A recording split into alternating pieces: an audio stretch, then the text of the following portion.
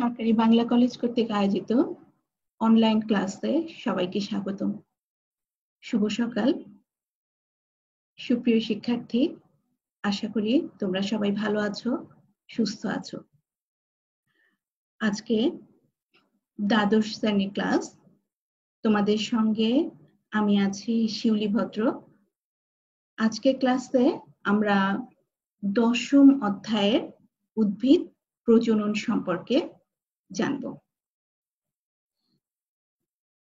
দেখো,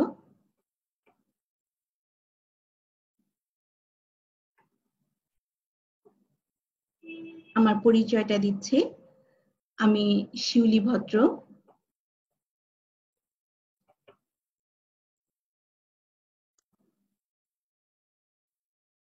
সহকারী অধ্যাপক, উদ্ভিদ বিজ্ঞান বিভাগ।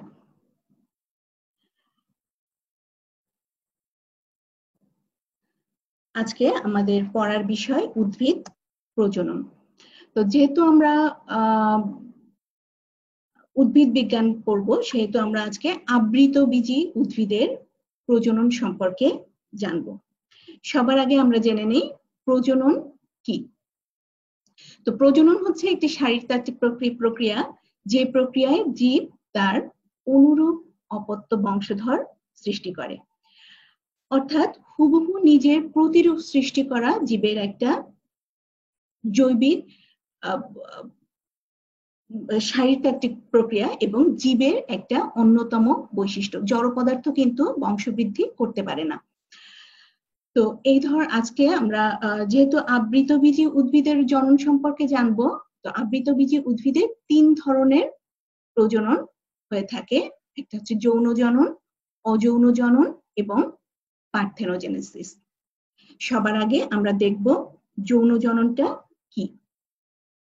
যৌন জনন হচ্ছে দুইটা ভিন্ন প্রকৃতির গ্যামেট, পুংগ্যামেট এবং স্ত্রী গ্যামেটের মিলনের মাধ্যমে যে জনন সম্পন্ন হয় তাকে বলে যৌন জনন। তো এখানে পুংগ্যামেট, দুইটা ভিন্ন ধরনের গ্যামেট, পুংগ্যামেট এবং স্ত্রী গ্যামেটের সরাসরি কন্ট্যাক্টে আসতে হবে যৌন জননের মাধ্যমে।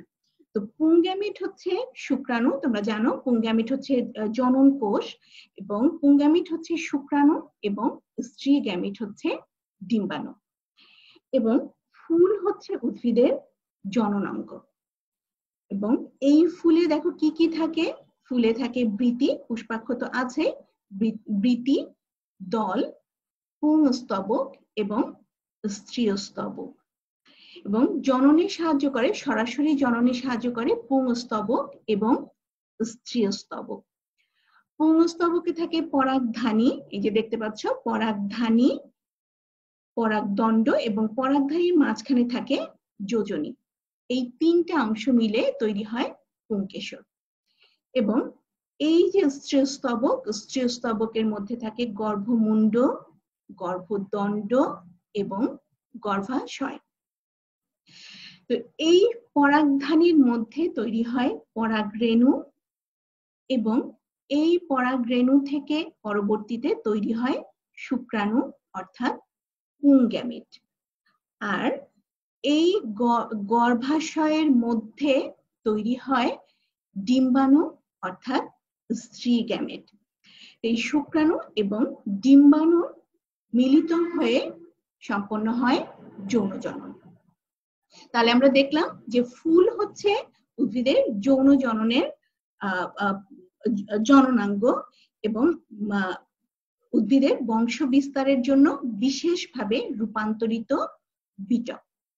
তাহলে এই যে জনন প্রক্রিয়া, শুক্রাণু এর জন্য তৈরি হতে হবে পুংগ্যামেট এবং স্ত্রী গ্যামেট অর্থাৎ শুক্রাণু এবং ডিম্বাণু। তাহলে আগে দেখি আমরা পুংগ্যামেট তৈরির প্রক্রিয়া। পুংগ্যামেট তৈরির প্রক্রিয়াকে আমরা 2 ভাগে আলোচনা করব। একটা হচ্ছে পরাগরেণুর পরিস্ফুটন বা পরাগরেণু গঠন, পরবর্তীতে পুংগ্যামেটের বিকাশ অর্থাৎ পরাগরেণু থেকে শুক্রাণু তৈরি। তাহলে প্রথম তৈরি হবে হচ্ছে পরাগধানীতে পরাগরেণু তৈরি হবে, পরবর্তী পর্যায়ে পরাগরেণু থেকে শুক্রাণু তৈরি। দেখো পরাগরেণুর পরিস্ফুটন। তো আমরা যদি একটা পরাগধানীকে সেকশন করি, একটা ম্যাচিউর পরাগধানীকে সেকশন করলে এইরকম চারকোনা আকৃতির একটা গঠন আমরা দেখতে পাবো। এবং এই চারকোনার প্রতিটা কোষের এই চারকোনার এই উপরের যে ছবিটা, রঙিন ছবিটা দেখতে পাচ্ছ, এটা একটু বড় করে দেখানো, প্রত্যেকটা স্টেপ এই নিচের ছবিতে দেখানো আছে এবং এখানে একটা ফ্লো চার্ট করে দেওয়া আছে। তো এই যে চারকোনা আকৃতির যে গঠন, এর প্রত্যেকটা কোণার এক বা একাধিক কোষ আকারে একটু বড় হয় এবং এই কোষগুলোর নিউক্লিয়াস বড় আকারে বড় এবং সাইটোপ্লাজম ঘন থাকে। এই কোষগুলোকে আমরা বলি আর্কিওস্পোরিয়াল কোষ। এবং এই আর্কিওস্পোরিয়াল কোষের সংখ্যা প্রজাতি ভেদে এক বা একাধিক হতে পারে, অর্থাৎ আর্কিওস্পোরিয়াল কোষের সংখ্যা একটাও হতে পারে, আর্কিওস্পোরিয়াল সংখ্যা একাধিকও হতে পারে। তো এই আর্কিওস্পোরিয়াল কোষ প্রথম বিভাজিত হয় পেরিক্লিনাল বিভাজন। পেরিক্লিনাল বিভাজন মানে একটা কোষ, এই যদি একটা কোষ হয় এমন ভাবে বিভাজিত হবে, একটা কোষ থাকবে পরিধির দিকে, একটা কোষ থাকবে কেন্দ্রের দিকে। তাহলে আর্কিওস্পোরিয়াল কোষটা প্রথম পেরিক্লিনাল বিভাজনের মাধ্যমে বাইরের দিকে দেয়াল কোষ এবং ভেতরের দিকে প্রাথমিক জনন কোষ তৈরি করে। এবং এই যে প্রাথমিক দেয়াল কোষ, এই দেয়াল কোষটা পরবর্তীতে আবারও বিভাজিত হয়ে 3 থেকে 5 স্তর বিশিষ্ট প্রাচীর তৈরি করে। এবং এই যে এখানে দেখতে পাচ্ছ যে অনেকগুলো প্রাচীর, এবং এখানে আছে প্রাচীর, এবং এই প্রাচীরের সবচেয়ে ভেতরের স্তরকে বলে ট্যাপেটাম।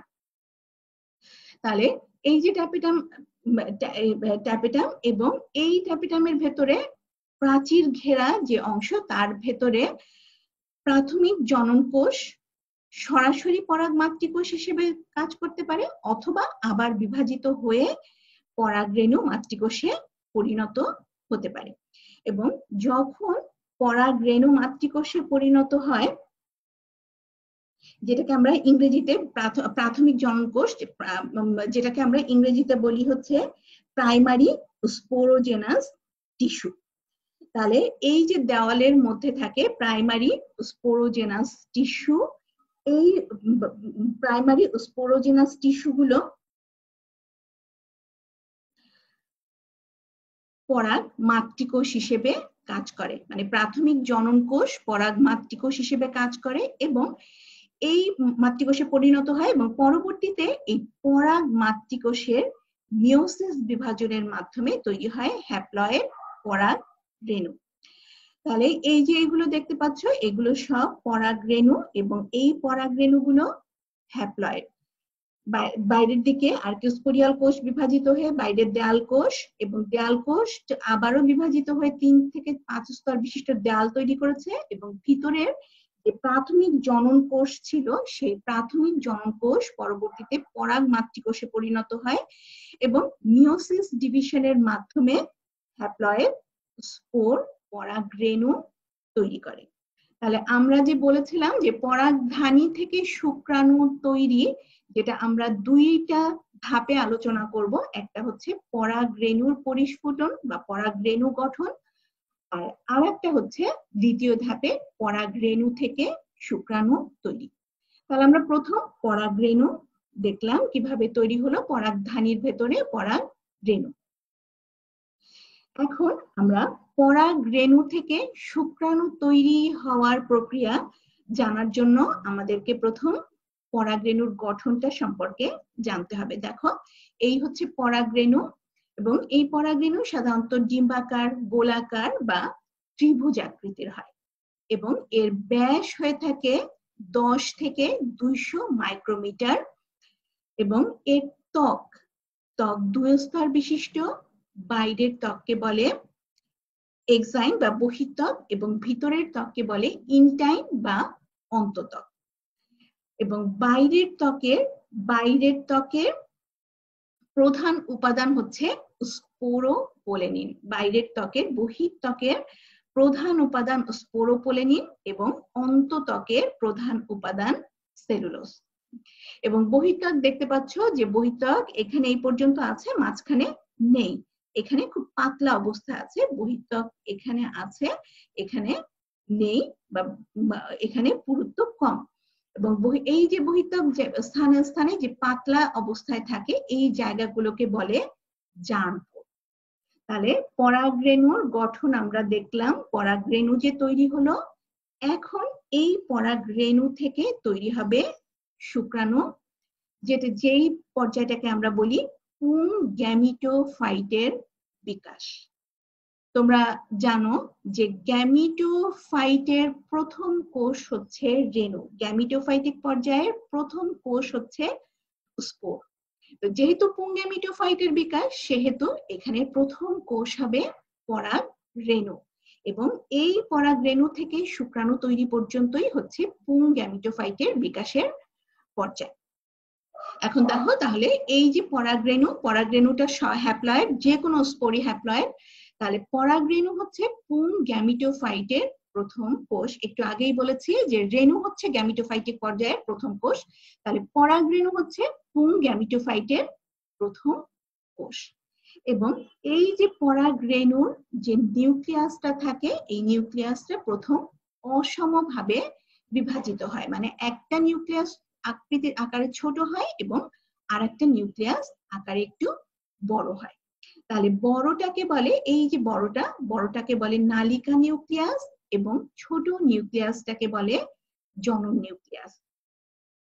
তো এই অবস্থায় এই যে এবং এই ভেতরের যে ইনটাইনটা আস্তে আস্তে দেখো এই যে বৃদ্ধি পেয়ে তৈরি করেছে পরাগ নালিকা।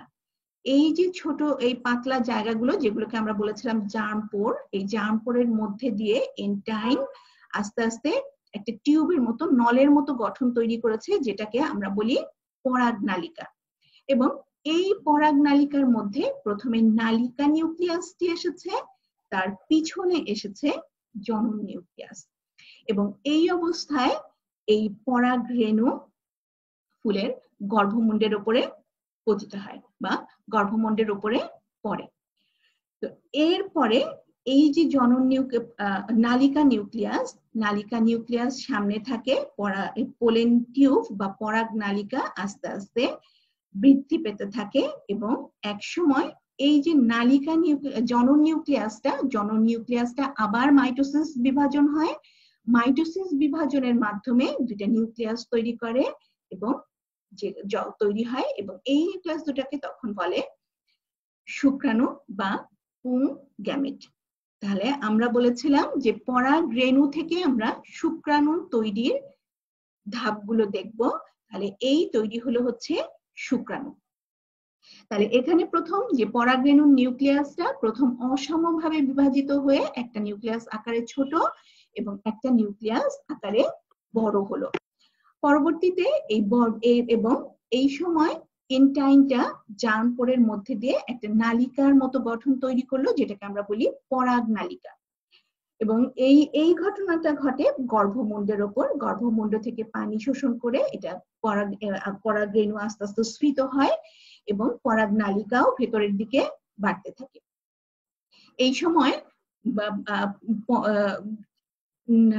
নালিকা নিউক্লিয়াস থাকে আগে সামনে পরাগ নালিকার, এবং জনন নিউক্লিয়াস থাকে পেছনে। এবং পরবর্তীতে যখন ডিম্বকের কাছাকাছি এসে পৌঁছায় এই পরাগ নালিকা, তখন এই জনন নিউক্লিয়াসটা আবার বিভাজিত হয়ে দুইটা নিউক্লিয়াসে পরিণত হয়, যেটাকে আমরা বলি পুং গ্যামিট। তাহলে দুইটা শুক্রাণু পুং গ্যামিট বা শুক্রাণু আমরা তৈরি হতে দেখলাম। তাহলে এই যে পরাগরেণু, এই যে দেখো পরাগরেণু, পরাগ নালিকা এবং পুং গ্যামিট মানে এই যে দুটো শুক্রাণু তৈরি হলো, পুং গ্যামিটের সমন্বয়ে গঠিত হলো পুং গ্যামিটোফাইট, যা অত্যন্ত ক্ষুদ্র এবং স্পোরোফাইটের উপর নির্ভরশীল। আমি আশা করি তোমরা এই গ্যামিটোফাইট, স্পোরোফাইট এই টার্মগুলো তোমাদের জানা আছে। এগুলো উদ্ভিদ বিজ্ঞানের একেবারেই বেসিক জিনিস। তারপরেও আমি আরেকটু আলোচনা করব গ্যামিটোফাইটিক পর্যায়, স্পোরোফাইটিক পর্যায় এবং এদের প্রথম কোষ গ্যামিটোফাইটিক পর্যায়ে হ্যাপ্লয়েড এবং এর প্রথম কোষ স্পোর, এবং স্পোরোফাইটিক পর্যায়ে ডিপ্লয়েড এবং যেটার প্রথম কোষ হচ্ছে জাইগোট। এগুলো তাহলে এটা জানলে তোমাদের আরেকটু বুঝতে সুবিধা হবে। দেখো এই যে উপরের যে ছবিটা দেখতে পাচ্ছ এটা হচ্ছে ছত্রাক বা ফানজাই, এটা অ্যাগারিকাস, এটা পেনিসিলিয়াম। এরা এরা দুই ধরনের ছত্রাক। তারপরের ছবি যেটা দেখতে পাচ্ছ এটা হচ্ছে শৈবাল বা অ্যালগি, স্পাইরোগাইরা। প্রথম ছবিটা যেটা স্পাইরাল ক্লোরোপ্লাস্ট, স্পাইরোগাইরা, এবং এটা হচ্ছে নষ্ট। এরা দুই গ্রুপই হচ্ছে থ্যালোফাইটা, অর্থাৎ এদের দেহকে মূল, কাণ্ড এবং পাতায় ভাগ করা যায় না। তারপরে যেটা দেখছো এটা হচ্ছে ব্রায়োফাইটা, এটা রিক্সিয়া, এবং এইটা হচ্ছে মাসাই মস। তো রিক্সিয়া দেখো এদের দেহকে মূল, কাণ্ড, পাতায় ভাগ করা যায় না, কিন্তু মাসাই যেটা মস এদের দেহকে কাণ্ড, পাতায় ভাগ করা যায়, কিন্তু মূল থাকে না, মূলের বদলে রাইজোইড থাকে। তো এদের এই যে ব্রায়োফাইটা, এদের এই মূল দেহটা হচ্ছে গ্যামিটোফাইটিক অর্থাৎ হ্যাপ্লয়েড। আর এই যে এগুলো দেখতে পাচ্ছ মাথার উপরে স্পোর ক্যাপসিউল যেটা দেখতে পাচ্ছ, এইটা হচ্ছে এদের স্পোরোফাইটিক দশা, এবং স্পোরোফাইটিক দশা সবসময়ই ডিপ্লয়েড। তাহলে ব্রায়োফাইটাতে আমরা দেখলাম মূল দেহ গ্যামিটোফাইট এবং স্পোরোফাইট হচ্ছে গ্যামিটোফাইটের উপর নির্ভরশীল। মানে স্পোরোফাইটটা প্রথম ছিল না, এই গ্যামিটোফাইটের উপরে পরবর্তীতে স্পোরোফাইটটা হয়েছে, এবং স্পোরোফাইটটাকে যদি আমরা কেটে ফেলি সে আলাদাভাবে বাঁচতে পারবে না। সুতরাং স্পোরোফাইট গ্যামিটোফাইটের উপর নির্ভরশীল ব্রায়োফাইটাতে। এই যে দেখতে পাচ্ছ টেরিডোফাইটা, টেরিস, তারপর হচ্ছে এটা এই যে টেরিডোফাইটা যেগুলো দেখতে পাচ্ছ এটা সিলাজিনেলা। এটা তো এই টেরিডোফাইটা এদের মূল দেহ হচ্ছে স্পোরোফাইট অর্থাৎ ডিপ্লয়েড। উদ্ভিদের এই প্রধান যে 6টা গ্রুপ আছে, ছত্রাক, শৈবাল, ব্রায়োফাইটা, টেরিডোফাইটা, জিমনোস্পার্ম এবং অ্যাঞ্জিওস্পার্ম। তো ব্রায়োফাইটাতে দেখেছ যে মূল দেহ গ্যামিটোফাইট বা হ্যাপ্লয়েড, টেরিডোফাইটা থেকে শুরু করে মূল দেহ হচ্ছে ডিপ্লয়েড, জিমনোস্পার্মেও মূল দেহ স্পোরোফাইট এবং অ্যাঞ্জিওস্পার্মেও বা গুপ্তবীজী উদ্ভিদেও মূল দেহ স্পোরোফাইট। এবং দেখো এই ছবিটা যদি মনে রাখো তাহলে তোমাদের স্পোরোফাইট এবং গ্যামিটোফাইট সম্পর্কে ধারণাটা একটু পরিষ্কার হবে আমি আশা করি, এবং তোমাদের মনে রাখতেও সুবিধা হবে। এগুলো তোমাদের পুরনো পড়া, তোমরা ব্রায়োফাইটা যখন পড়েছো, ব্রায়োফাইটা, টেরিডোফাইটা যখন পড়েছো তখন এগুলো তোমরা পড়েছো, তারপরেও আমি একটু আবার বলছি। এটা হচ্ছে মস এক ধরনের। তো এই মসের দেখো এইটা হচ্ছে মূল দেহ, মানে ব্রায়োফাইটার মূল দেহ যেন গ্যামিটোফাইটিক পর্যায়। গ্যামিটোফাইটের বাংলা হচ্ছে লিঙ্গধর পর্যায়। তো এই লিঙ্গধর পর্যায় মানে এইখানে তৈরি হবে হচ্ছে মেল রিপ্রোডাক্টিভ অর্গান বা পুং জননাঙ্গ এবং স্ত্রী জননাঙ্গ, এই গ্যামিটোফাইটিক পর্যায়ে তৈরি হবে। দেখো এখান থেকে তৈরি হয়েছে স্ত্রী জননাঙ্গ বা আর্কিগোনিয়াম, আবার এখানেই তৈরি হচ্ছে পুং জননাঙ্গ বা অ্যান্থেরিডিয়াম।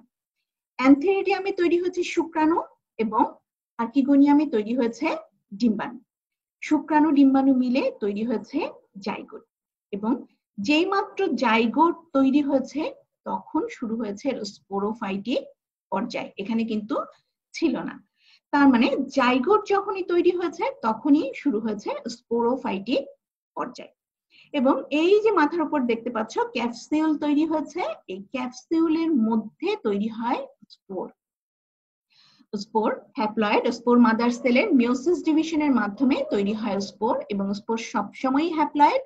এবং স্পোর দেখো জার্মিনেট করে আবার তৈরি করেছে গ্যামিটোফাইটিক দশা। তার মানে গ্যামিটোফাইটিক পর্যায়ের প্রথম কোষ হচ্ছে স্পোর। আমরা বারবার বলছিলাম যে গ্যামিটোফাইটের বিকাশ আমরা আলোচনা করব, পুং গ্যামিটোফাইটের বিকাশ। তাহলে গ্যামিটোফাইটের বিকাশ আলোচনা করতে হলে আমাদের প্রয়োজন স্পোর থেকে শুরু করা, যেটা আমরা শুরু করেছিলাম পরাগ রেণু থেকে। রেণুর ইংরেজি হচ্ছে স্পোর। তাহলে এই যে দেখো স্পোর হচ্ছে গ্যামিটোফাইটিক পর্যায়ের প্রথম কোষ স্পোর গ্যামিটোফাইটিক পর্যায়ের, এবং জাইগোট হচ্ছে স্পোরোফাইটিক পর্যায়ের প্রথম কোষ। জাইগোট ডিপ্লয়েড এবং সম্পূর্ণ স্পোরোফাইটিক দশাটাও ডিপ্লয়েড। এখন দেখো, আমরা শুক্রাণু তৈরি করেছিলাম, অর্থাৎ পুং গ্যামেট তৈরি করেছিলাম। এবার আমরা দেখব স্ত্রী গ্যামেট বা ডিম্বাণুর ডেভেলপমেন্ট, কিভাবে ডিম্বাণু তৈরি হয়। তো শুক্রাণু যেভাবে পরাগ রেণু থেকে তৈরি হয়েছিল, ডিম্বাণু সেই রকম ভাবে তৈরি হবে স্ত্রী রেণু থেকে, এবং এই স্ত্রী রেণুটা তৈরি হবে ফুলের গর্ভাশয়ে। এটা একটা স্ত্রীস্তবক ফুলের। দেখো, স্ত্রীস্তবকে গর্ভমুণ্ড, গর্ভদণ্ড এবং গর্ভাশয়, এই গর্ভাশয়ের মধ্যেই তৈরি হবে ডিম্বাণু। এবং এই ডিম্বাণু তৈরির জন্য কয়েকটা ধাপ পার হতে হবে। প্রথম তৈরি হবে স্ত্রী রেণু। দেখো, স্ত্রী রেণু তৈরির ধাপগুলো, প্রথম এই যে ডিম্বকের মধ্যে ডিম্বক যেটা আছে, এই ডিম্বক হচ্ছে এখান থেকে এই পর্যন্ত, আর গর্ভাশয় এই সম্পূর্ণ অংশটা হচ্ছে গর্ভাশয়। এই গর্ভাশয়ের মধ্যে আমরা ডিম্বকটাকে আলাদা করে এখানে এই ছবিটা দেওয়া আছে। তাহলে ডিম্বাশয়ের মধ্যে অবস্থিত যে স্ফীত অংশ, সেটাকে বলে ডিম্বক, যার ইংরেজি হচ্ছে ওভিউল। এবং ডিম্বক সৃষ্টি হয় গর্ভাশয়ের মধ্যে অমরা থেকে, অমরা বা প্লাসেন্টা থেকে। তাহলে এই যে এই গর্ভাশয়ের মধ্যে প্রথম যে টিস্যুগুলো থাকে, অমরা ভাজক টিস্যু যেগুলো থাকে, সেখানে একটা স্ফীত অঞ্চলের সৃষ্টি হয়, মানে একটু অঞ্চল একটু স্ফীত হয়ে যায়, এবং এই স্ফীত অঞ্চলের চারপাশে থাকে, স্ফীত অঞ্চল বিভাজিত হয়ে চারপাশে আবরণ টিস্যু তৈরি হয়, এবং মাঝখানে থাকে নিউসেলাস। এই যে আবরণ টিস্যু, যেটা গর্ভাশয়ের মধ্যে এই যে এই জায়গাগুলোতে ডিম্বক তৈরি হচ্ছে, চারপাশে যে আবরণ টিস্যুর নিচে আরেকটা আবরণ তৈরি হয়, এবং তখন এটা হয় 2 স্তর বিশিষ্ট আবরণ, যার বাইরের থেকে বলে বহিঃত্বক এবং ভেতরেরটাকে বলে অন্তঃত্বক। আর মাঝখানে এই যে নিউসেলাস যেগুলো আছে, নিউসেলাস টিস্যু, এবং এই নিউসেলাস টিস্যুগুলো তখন কিন্তু এই যে এমব্রিওসাইট এটা ছিল না, সবই নিউসেলাস টিস্যু। নিউসেলাস টিস্যুর এই ডিম্বকরন্ধ্র আছে। ডিম্বকরন্ধ্রটা হচ্ছে এই যে ত্বক, যেই দুটো ত্বক তৈরি হয়েছিল, সেই দুটো ত্বক এই সমস্ত ডিম্বকটাকে পুরোপুরি ঢেকে ফেলে, কিন্তু একটু জায়গা অনাবৃত রাখে, যেটা একটা রন্ধ্রের মতো থাকে, যেটাকে আমরা বলি ডিম্বকরন্ধ্র বা মাইক্রোপাইল। ইংরেজিতে বলে ডিম্বকরন্ধ্রের ইংরেজি হচ্ছে মাইক্রোপাইল। তাহলে এই যে নিউসেলাস, ডিম্বকরন্ধ্রের কাছাকাছি আকার, নিউসেলাসের মধ্যে একটা কোষ আকারে একটু বড় হয়, এবং যেই কোষটাকে আমরা বলবো আর্কিওস্পোরিয়াল কোষ। এবং এই যে আর্কিওস্পোরিয়াল কোষ, এই কোষটা অন্যান্য কোষ থেকে, এই কোষের নিউক্লিয়াস আকারে একটু বড় এবং সাইটোপ্লাজমও ঘন থাকে। তো এই আর্কিওস্পোরিয়াল কোষটা বিভাজিত হয়ে বাইরের দিকে দেয়াল কোষ এবং ভেতরে একটা প্রাথমিক জনন কোষ তৈরি করে, অথবা সরাসরি প্রাথমিক জনন কোষ তৈরি না করে সরাসরি স্ত্রী রেণু মাতৃকোষ তৈরি করে। তাহলে আমরা দেখলাম যে আর্কিওস্পোরিয়াল কোষ বিভাজিত হয়ে বাইরের দিকে দেয়াল কোষ এবং ভেতরের দিকে তৈরি করলো প্রাথমিক জনন কোষ, অথবা সরাসরি স্ত্রী রেণু মাতৃকোষও তৈরি হতে পারে। এখন এই যে স্ত্রী রেণু মাতৃকোষ, এটা ডিপ্লয়েড, এবং স্ত্রী রেণু মাতৃকোষ সবসময় এটা মিওসিস ডিভিশন হবে। দেখো, স্ত্রী রেণু হচ্ছে স্ত্রী গ্যামিটোফাইটের কার্যকরী প্রথম কোষ। এই যে ডিপ্লয়েড স্ত্রী রেণু মাতৃকোষ যেটা হয়েছিল, সে মাতৃকোষটা মিওসিস কোষ বিভাজনের মাধ্যমে, এই যে স্ত্রী রেণু মাতৃকোষ মিওসিস কোষ বিভাজনের মাধ্যমে 4টি স্ত্রী রেণু কোষ তৈরি করে, এবং অধিকাংশ ক্ষেত্রে এই 4টা স্ত্রী রেণু কোষের উপরের দিকের 3টা নষ্ট হয়ে যায়, এবং সাধারণত নিচের দিকের একটা কোষ সক্রিয় থাকে।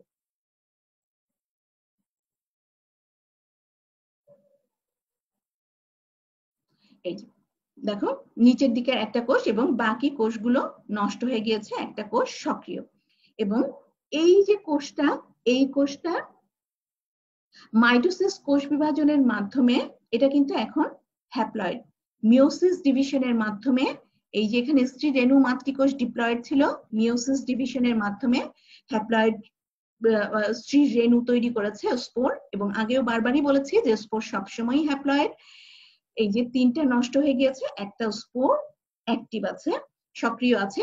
সেই স্পোর মাইটোসিস ডিভিশনের মাধ্যমে দুইটা কোষ তৈরি করে এবং কোষ দুটো এই যে এমব্রিওস্যাকের দুই প্রান্তে চলে যায়। এবং এই কোষগুলোর আবার এর নিউক্লিয়াসের বাইরে যেহেতু একটু সাইটোপ্লাজম আছে, সুতরাং এটাকে আমরা কোষ বলছি।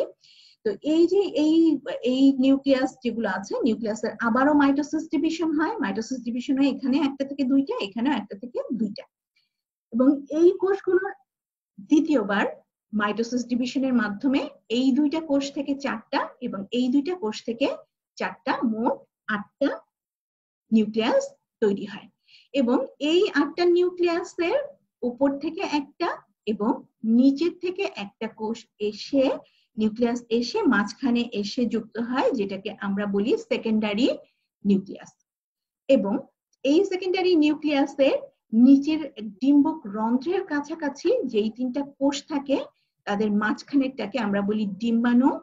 এবং ডিম্বাণুর দুই পাশে যে দুটো কোষ থাকে সেটাকে আমরা বলি সহকারী কোষ। এবং ডিম্বক রন্ধ্রের বিপরীত দিকে যে তিনটা কোষ থাকে তাদেরকে আমরা বলি প্রতিপাদ কোষ। তাহলে আমরা বলেছিলাম যে গ্যামিটোফাইটের বিকাশ, স্ত্রী গ্যামিটোফাইটের বিকাশ আমরা আলোচনা করব স্ত্রী রেণু থেকে ডিম্বাণু তৈরি হওয়া পর্যন্ত। দেখো স্ত্রী রেণু তৈরি হওয়ার জন্য আমরা গর্ভাশয়ের মাঝখানে, গর্ভাশয় তৈরি হয়েছিল স্ত্রী রেণু, যেটা নিউসেলাস থেকে নিউসেলাস থেকে তৈরি হয়েছিল আর্কিওস্পোরিয়াল কোষ, এবং আর্কিওস্পোরিয়াল কোষ থেকে দেওয়াল কোষ এবং প্রাথমিক জনন কোষ, এবং প্রাথমিক জনন কোষ পরবর্তীতে স্ত্রী রেণু কোষ মাতৃকোষে পরিণত হয়েছিল। যে স্ত্রী রেণু মাতৃকোষটা মিওসিস ডিভিশনের মাধ্যমে 4টা স্ত্রী রেণু তৈরি করে, যার 3টা নষ্ট হয়ে যায় এবং একটা সক্রিয় থাকে। এই কোষটার প্রথম মাইটোসিস ডিভিশনের মাধ্যমে দুই দিকে দুইটা নিউক্লিয়াস থাকে এবং আবার মাইটোসিস ডিভিশনের মাধ্যমে 2টা থেকে 4টা, আবার মাইটোসিস ডিভিশনের মাধ্যমে 4টা থেকে 8টা নিউক্লিয়াস এখানে তৈরি হয়। এবং উপর থেকে একটা নিউক্লিয়াস এবং নিচ থেকে আরেকটা নিউক্লিয়াস এসে মাঝখানে তৈরি করে গৌণ নিউক্লিয়াস বা সেকেন্ডারি নিউক্লিয়াস। সরি। আর ডিম্বক রন্ধ্রের কাছাকাছি যে কোষগুলো থাকে সেখান থেকে মাঝখানের যে কোষটা তাকে বলে ডিম্বাণু, এবং ডিম্বাণুর দুই পাশে কোষ দুটোকে আমরা বলি সহকারী কোষ, এবং ডিম্বাণুর বিপরীত দিকের কোষ তিনটাকে আমরা বলি প্রতিপাদ কোষ। তাহলে আমরা স্ত্রী গ্যামিটোফাইটের বিকাশ দেখলাম স্ত্রী রেণু থেকে ডিম্বাণু তৈরি হওয়া পর্যন্ত। তাহলে আমরা পুংগ্যামেট পেয়েছি, স্ত্রী গ্যামেটও পেলাম। তাহলে এখন আমাদের যৌন জননের জন্য প্রয়োজন পুং এবং স্ত্রী গ্যামেটের মিলন। তাহলে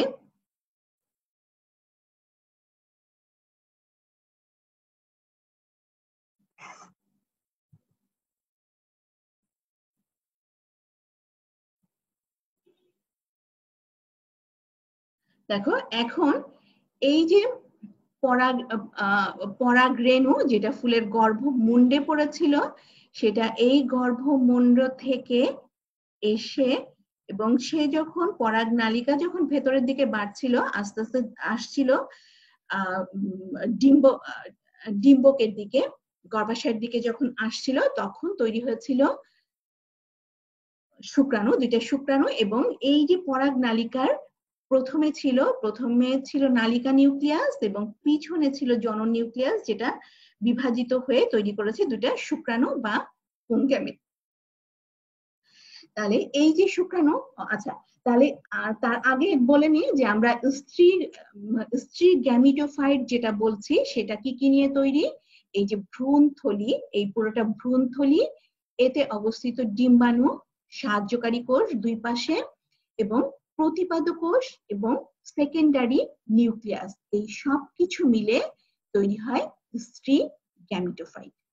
এবং ডিম্বকের মধ্যে স্ত্রী গ্যামিটোফাইটের উৎপত্তি হয় এবং স্ত্রী গ্যামিটোফাইট ও স্পোরোফাইটের উপর নির্ভরশীল। যেটা দেখিয়েছিলাম যে অ্যাঞ্জিওস্পার্মের স্পোরোফাইটিক দশাটা মূলত ফুলের মধ্যেই সীমাবদ্ধ, বাকি তার সম্পূর্ণ দেহই হচ্ছে স্পোরোফাইট। সেজন্যই বলছে যে স্ত্রী গ্যামিটোফাইট বা পুং গ্যামিটোফাইট যেটাই হোক সেটা স্পোরোফাইটের উপর নির্ভরশীল, কারণ ফুলটাকে কেটে ফেলে দিলে সে আলাদাভাবে বেঁচে থাকতে পারবে না। তাহলে আমরা স্ত্রী গ্যামিটোফাইট দেখলাম, এখন দেখব নিষেক। তাহলে নিষেক হচ্ছে অপেক্ষাকৃত বড় এবং নিশ্চল, অপেক্ষাকৃত বড় এবং নিশ্চল স্ত্রী গ্যামিটের সাথে ছোট এবং সচল পুং গ্যামিটের মিলনকে নিষেক বলে। ঠিক আছে, তাহলে নিষেক হচ্ছে পুং গ্যামিটের সাথে, সোজা কথায় পুং গ্যামিটের সাথে স্ত্রী গ্যামিটের যে মিলিত হওয়ার যে প্রক্রিয়া সেটাকে আমরা বলি নিষেক। এবং আবৃতবীজী উদ্ভিদের এই নিষেক প্রক্রিয়ায় থাকে স্ত্রী গ্যামিট থাকে আকারে বড় এবং নিশ্চল এবং পুং গ্যামিট থাকে আকারে ছোট এবং সচল। এবং এই প্রক্রিয়াকে আমরা বলি উগ্যামাস টাইপের। এই ধরনের জননকে আমরা বলি উগ্যামাস টাইপের জনন, যেখানে পুং গ্যামিট ছোট এবং সচল এবং স্ত্রী গ্যামিট বড় এবং নিশ্চল।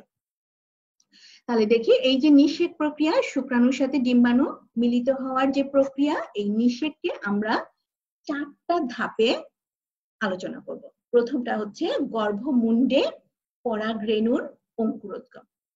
তো এই গর্ভমুণ্ডে পরাগরেণুর অঙ্কুরোদ্গমের জন্য সবার আগে পরাগরেণুকে স্বপ্রজাতি চিনে নিতে হবে। স্বপ্রজাতি বলতে মনে করো যে আম গাছের পরাগরেণু যদি জাম গাছের গর্ভমুণ্ডে পড়ে, ফুলের গর্ভমুণ্ডে, তাহলে তো আর সেখানে অঙ্কুরোদ্গম হওয়ার কোনো সম্ভাবনা নাই এবং হয়ও না। তো সুতরাং স্বপ্রজাতি বলতে আম গাছের পরাগরেণুকে আম গাছের ফুলের গর্ভমুণ্ডতেই করতে হবে। তো এই কাজটা করে নেয় এরা। এই যে পরাগরেণু এবং গর্ভমুণ্ড দুই জায়গা থেকেই প্রোটিন তৈরি হয় এবং এই প্রোটিনের মাধ্যমে এরা প্রজাতি চিনে নেয়। এবং এই পরাগরেণু যখন গর্ভমুণ্ডের উপরে পড়ে, সেখানে গর্ভমুণ্ডের উপরে যে এখান থেকে কিছু পানি শোষণ করে আকারে বড় হয় এবং ইনটাইন আস্তে আস্তে বৃদ্ধি পেয়ে এই যে পরাগনালিকা তৈরি করতে থাকে, জার্মপোরের মধ্যে দিয়ে পরাগনালিকা তৈরি করতে থাকে। এবং এই সময়ই তৈরি হয়, প্রথমে যায় নালিকা নিউক্লিয়াস, পিছনে পিছনে আসে জনন নিউক্লিয়াস, যেটা পরবর্তীতে শুক্রাণুতে পরিণত হয়। এখন এই যে দেখো দ্বিতীয় ধাপ হচ্ছে পরাগনালিকার গর্ভাশয় মুখে যাত্রা। এখন এই যে যখন গর্ভাশয়ের মধ্যে দিয়ে আসতে থাকে, তখন এইখানে কিন্তু গর্ভাশয়ের গর্ভদণ্ডে অনেক টিস্যু থাকে। তো টিস্যুগুলোকে তাকে ভেদ করে আসতে হয় পরাগনালিকাতে। এই জন্য টিস্যুগুলোকে ডিসলভ বা বিগলনের জন্য এই পরাগনালিকা সেলুলোজ এবং পেকটিনেজ জাতীয় এনজাইম নিঃসৃত করে।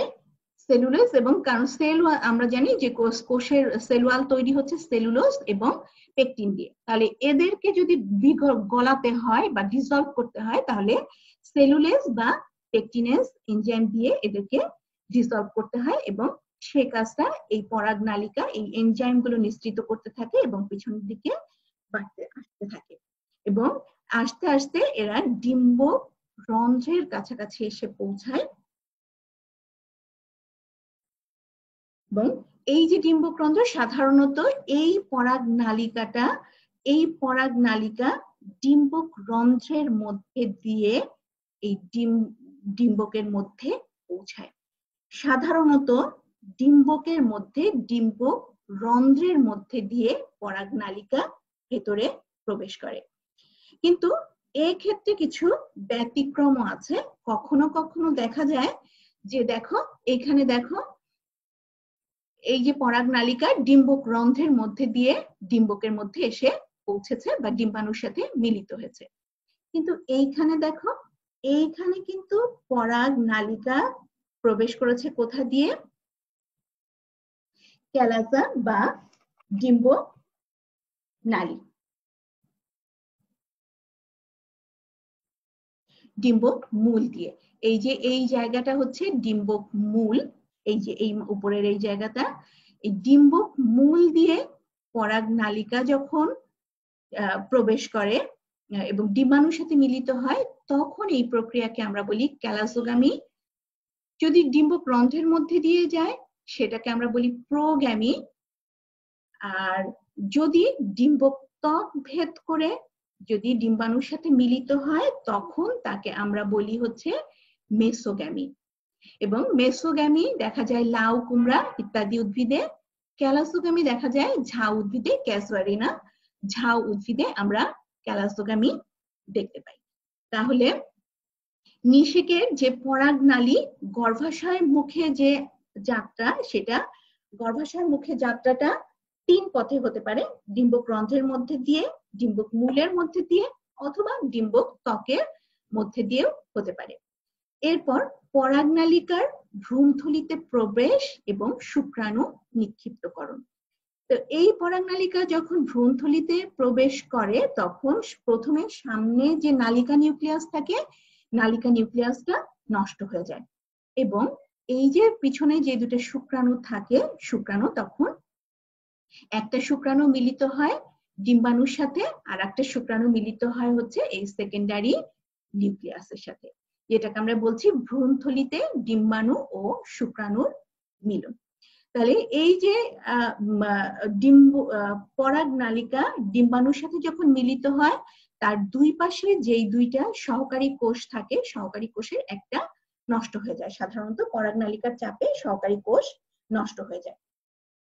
আর এই যে আরেকটা যে শুক্রাণু থাকে, সেটা সেকেন্ডারি নিউক্লিয়াসের সাথে মিলিত হয় এবং এই প্রক্রিয়াকে আমরা বলি দ্বিনিষেক। দুইটা নিষেক একসাথে হচ্ছে, এটাকে আমরা বলি দ্বিনিষেক। তাহলে আমরা দেখলাম নিষেক এবং নিষেকের পরে এই যে সম্পূর্ণ গর্ভাশয়টা আছে, নিষেকের পরে এর কিছু পরিবর্তন হয়। যেমন আমরা জানি যে নিষেকের পরে এই গর্ভাশয়টা পরিণত হয় ফলে, ডিম্বকটা পরিণত হয় বীজে।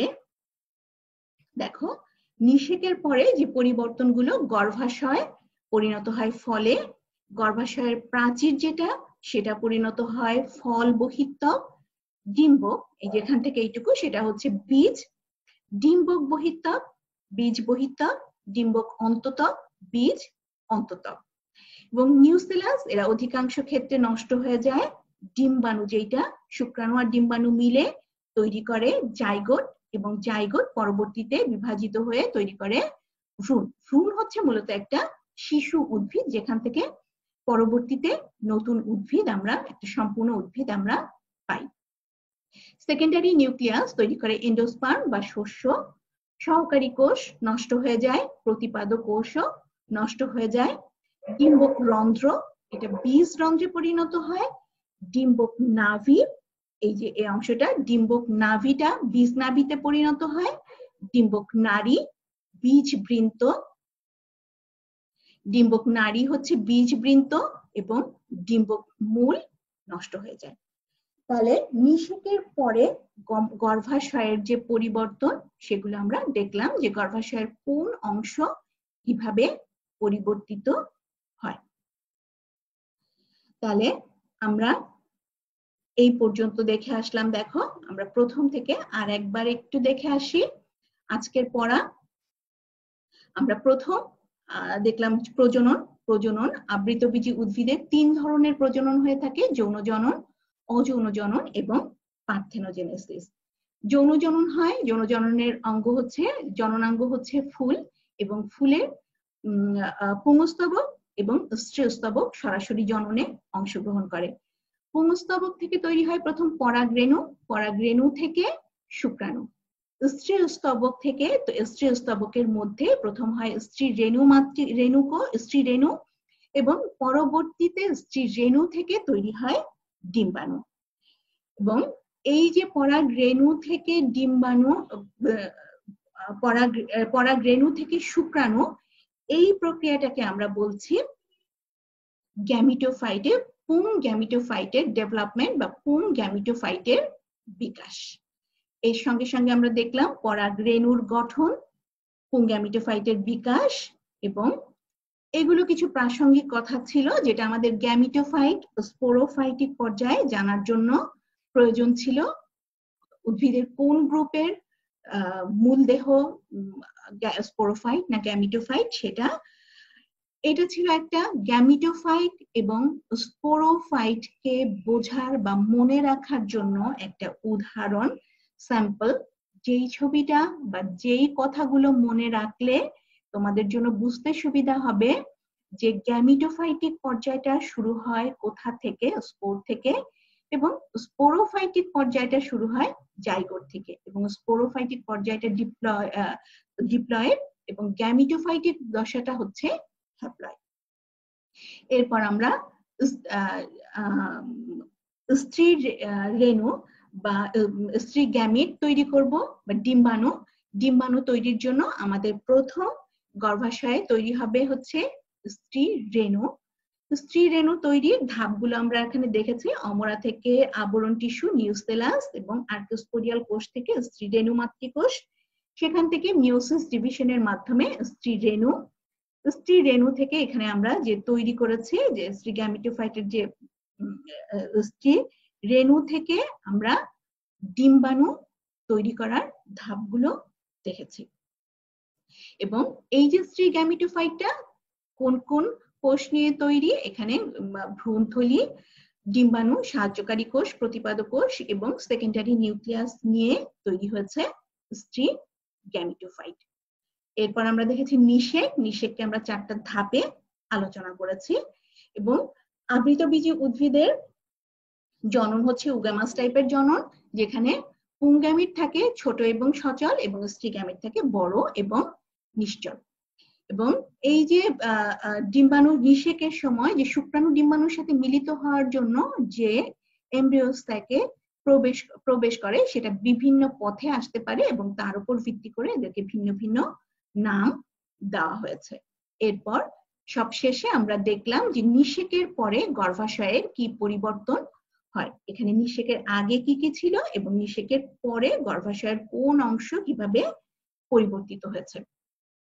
এখন আমরা এই সব কিছু একটা ছোট্ট একটা ভিডিওর মাধ্যমে দেখব, যা আশা করি এটা তোমাদের বুঝতে সাহায্য করবে। আর একটা কথা বলে রাখি, এই ভিডিওর যে বর্ণনা সেগুলো ইংরেজিতে দেওয়া আছে। তো আমি এটাকে ইচ্ছে করলে বাংলায় ট্রান্সলেট করতে পারতাম, কিন্তু আমি করিনি, কারণ তোমাদের একটু একটু ইংরেজি টার্ম শিখতে হবে। ইংরেজিকে ভয় পেলে চলবে না। ভবিষ্যতে হায়ার স্টাডিজ এর জন্য, বিভিন্ন কম্পিটিটিভ পরীক্ষার জন্য নিজেদেরকে তৈরি হতে হবে, সেই জন্য ইংরেজি টার্ম জানতে হবে, ইংরেজি জানতে হবে। সর্বোপরি নিজের জ্ঞানকে বা নিজেকে সমৃদ্ধ করার জন্য আমাদেরকে শুধু বাংলা না, বাংলার পাশাপাশি ইংরেজি টার্ম এবং ইংরেজিটাকে ভয়টা আমাদের কাটিয়ে উঠতে হবে। তাহলে তোমরা দেখো ভিডিওটা, আশা করি তোমাদের সাহায্য করবে বুঝতে।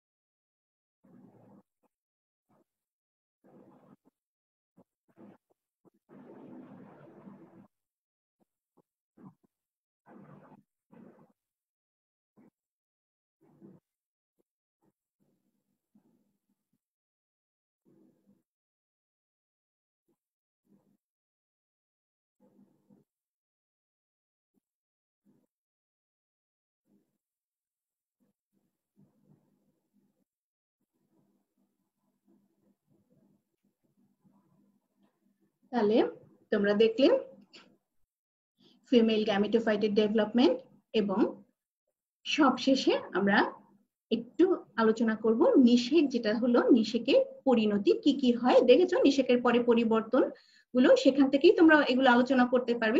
ভ্রূণের পরিস্ফুটন মানে ভ্রূণ তৈরি হয়, শস্য তৈরি হয়, বীজ ফল এগুলো সৃষ্টি হয়। নিষেকের পরিণতির পরে তোমাদের জন্য বাড়ির কাজ যেটা থাকবে সেটা হচ্ছে তোমরা নিষেকের তাৎপর্যটা নিজেরা তৈরি করবে। তো এই পর্যন্তই আজকে। সবাই ভালো থাকো, সুস্থ থাকো এই কামনায় শেষ করছি। ধন্যবাদ সবাইকে।